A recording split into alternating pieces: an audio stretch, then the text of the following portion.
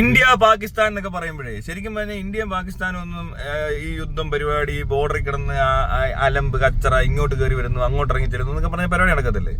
ഇതേപോലത്തെ ഒരു പരിപാടിയായി ഇസ്രായേലും പാലസ്തീനും ഗാസയും സിറിയൊക്കെ കൂടെ കിടന്ന് കളിക്കുന്നത്. പക്ഷെ അവിടെ ഇസ്രായേലിനെ കണ്ട് ഇന്ത്യ പഠിക്കേണ്ടതായിട്ടുണ്ട്. കാരണം ഇസ്രായേലിനെ ആക്രമിക്കും തോറും ഇസ്രായേൽ ഓരോ ഭൂമി പിടിച്ചടച്ച് അടക്കി അകത്തോട്ട് കയറിപ്പോയിക്കൊണ്ടിരിക്കും. മനസ്സിലായോ? അവരതാ ഉദ്ദേശിക്കുന്നത്. ഇന്ത്യയും അങ്ങനെ ഉദ്ദേശിച്ചാൽ ഇങ്ങോട്ട് വരത്തില്ല, പിന്നെ നമുക്ക് അങ്ങോട്ട് ചെല്ലാം. അതല്ലേ അതിൻ്റെ ഒരു മാന്യത. ഒന്ന് ആലോചിക്ക്, എത്ര പ്രാവശ്യം ഇതിനു വേണ്ടി ഇത്രയും പൈസയൊക്കെ ഉണ്ടെങ്കിൽ ഇത്രയും കൊല്ലം ബോർഡർ സെക്യൂരിറ്റിക്ക് പൈസ കൊടുത്തോണ്ടെങ്കിൽ അവിടെ കയറി ചെന്ന് എന്തെങ്കിലുമൊക്കെ പിടിച്ചടക്കാമെന്ന്. പണ്ട് ഓഷോ പറഞ്ഞതുപോലെ എന്തോ ലാഹോർ പിടിച്ചടക്കാമെന്ന് കാശ്മീരിലോട്ട് കയറി വന്നപ്പോൾ ചെന്നങ്ങ് കയറണം. ഇവിടെ നിന്ന് ഈ സൈഡിൽ കൂടെ അപ്പുറത്തെ സൈഡിൽ കൂടെ ഒക്കെ അങ്ങ് അറ്റാക്ക് ചെയ്യണം. അല്ല പിന്നെ എന്നിട്ട് ഭൂമി പിടിച്ചിങ്ങ് എടുക്കണം. എന്നിട്ട് പറഞ്ഞാൽ ഇനി അങ്ങോട്ട് കയറി വരാൻ പോവാ, പാകിസ്ഥാൻ നമ്മളെ പിടിച്ചടക്കാൻ പോവാന്ന്. പിന്നെ ബാക്കിയുള്ള UN-ഉം ട്രംപും ഒക്കെ ഇടപെടട്ടെ, അതപ്പം നോക്കാം. അല്ലേ? അതല്ലേ എൻ്റെ ഒരു ശരി. ഞാൻ നോക്കിയിട്ട് അത്രയാ ചെയ്യണ്ടേ. എനിക്ക് ഞാനെങ്ങാനും ആയിരിക്കണമെന്ന് മോഡി ഇപ്പൊ പരിപാടി തീർത്ത. അല്ല, ഉള്ള കാര്യമാ. ഇങ്ങോട്ട് കയറി വരുന്നു, അലമ്പുണ്ടാക്കുന്നു, കച്ചറ ഉണ്ടാക്കുന്നു. അപ്പൊ എന്ത് ചെയ്യണം? ഈ ഭൂമിയാണോ പ്രശ്നം എങ്കിൽ പിന്നെ അപ്പുറത്തെ ഭൂമി ഞങ്ങളും അങ്ങ് എടുക്കാൻ പോവാ. ഇത് അങ്ങനെ അങ്ങ് പറഞ്ഞാൽ തീരാവുന്ന പ്രശ്നമല്ലേ ഉള്ളൂ. ഓരോ സൈഡിൽ നിന്ന് അതിന് മാറ്റുന്ന പരിപാടി തിരിച്ചു ചെയ്യുക.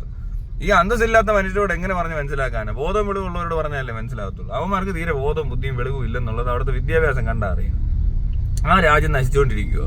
അപ്പൊ ആ രാജ്യത്തെ രക്ഷിക്കാനെങ്കിലും പറ്റും. ഇന്ത്യ അങ്ങോട്ട് കയറി പിടിച്ചടക്കി കഴിഞ്ഞാൽ അവിടുത്തെ കുറച്ചുകൂടെ ബെറ്റർ ആകത്തേ ഉള്ളൂ ആ നാട്ടുകാർ എന്നാണ് എനിക്ക് തോന്നുന്നത്.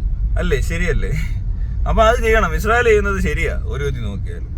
ഇങ്ങനെയുള്ള നശിച്ച രാജ്യങ്ങളൊക്കെ പിടിച്ചടക്കി കുറച്ച് നന്നാക്കി എടുക്കാനേ പറ്റത്തുള്ളൂ. എന്തോ ഈ പറഞ്ഞ ഇത്ര യുദ്ധം നടക്കുന്നതിനിടയിലും ലോകത്തിന് ഇത്ര സംഭാവന നൽകുന്ന ടെക്നോളജി ആണേലും സയന്റിഫിക് ആയിട്ടാണേലും അവിടെ ഇത്ര യുദ്ധം ചെയ്യുന്നവർ നിന്ന് ഇത്രയും പണിയെടുക്കുന്നു. അവരുടെ തന്നെ അവരെത്ര സെൽഫ് സഫീഷ്യന്റ് ആയിട്ടുള്ള രാജ്യം. അതുമല്ല പുറത്തോട്ട് എന്തെല്ലാം സാധനങ്ങൾ എക്സ്പോർട്ട് ചെയ്യുന്നത്. ആ ഫ്രൂട്ട്സും വെജിറ്റബിൾസും എല്ലാം ഗൾഫ് മൊത്തം ഈ നേരിട്ടല്ല വരുന്നത്, അമേരിക്ക വഴി കറങ്ങി വരും അത്രേ. അതാ കോമഡി.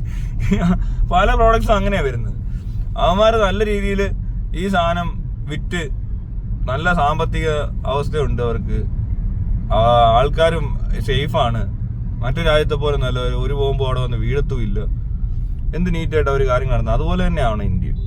ഇങ്ങോട്ട് അടിക്കുമ്പോൾ അങ്ങോട്ട് കയറി ചെല്ലണം, അങ്ങോട്ട് ഇച്ചിരി പിടിക്കണം. ഇവിടെ നിന്ന് പിടിച്ചാൽ അവിടെ നിന്ന് പിടിക്കും, ഇങ്ങോട്ട് കയറിയാൽ അവിടോട്ട് കയറും എന്ന് പറഞ്ഞു. കയറാൻ ഒരടി അടിച്ചാൽ അവിടുത്തെ വേറെ സ്ഥലം ഒന്ന് പിടിച്ചിങ്ങെടുക്കണം. അവിടെ അല്ലേ ഇവന്മാരാന്നും പറഞ്ഞുകൊണ്ട്. മനസ്സിലായില്ലേ?